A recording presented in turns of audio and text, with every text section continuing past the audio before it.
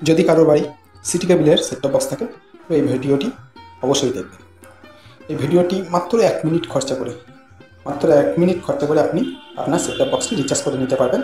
দেখে নিন, যদি আপনার যেতে অসুবিধা হয়, আপনার অপারেটরের কাছে সময়ের অভাব থাকে, তো বাড়ি বসে আপনি আপনার নিজের সেট টপ বক্সটি রিচার্জ করে নিতে পারবেন এবং টিভির প্রোগ্রাম দেখে এনজয় করতে পারবেন। তো আসুন, আমি কথা না বাড়িয়ে আমি স্টেপ বাই স্টেপ দেখিয়ে দিচ্ছি। দেখুন কীভাবে অনলাইনে সিটি কেবিলে রিচার্জ করে নিতে হয়। এই জন্য সবার প্রথমে আপনি আপনার স্মার্টফোনটি আপনার স্মার্ট হাতে নিয়ে নিন। তারপরে আপনার স্মার্ট আঙুল দিয়ে আপনার স্মার্টফোনের ব্রাউজার থেকে সিটি নেটওয়ার্কস নামটি টাইপ করুন।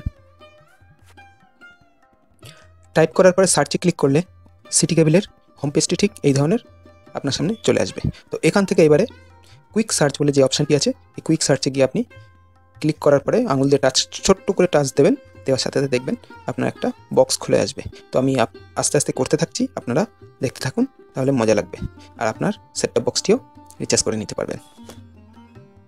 এখন আপনার মোবাইলে যে বক্সটি শো করছে ওই বক্সের ভিতরে আপনার সেট টপ বক্সের কার্ড নাম্বারটি বা ভার্চুয়াল কার্ড নাম্বারটি দিয়ে সার্চ প্রসেসে ক্লিক করবেন। তো দেখবেন আপনার নাম ঠিকানা সব কিছু দেখিয়ে দেবে এবং কী প্যাকেজ আছে সেটাও দেখিয়ে দেবে।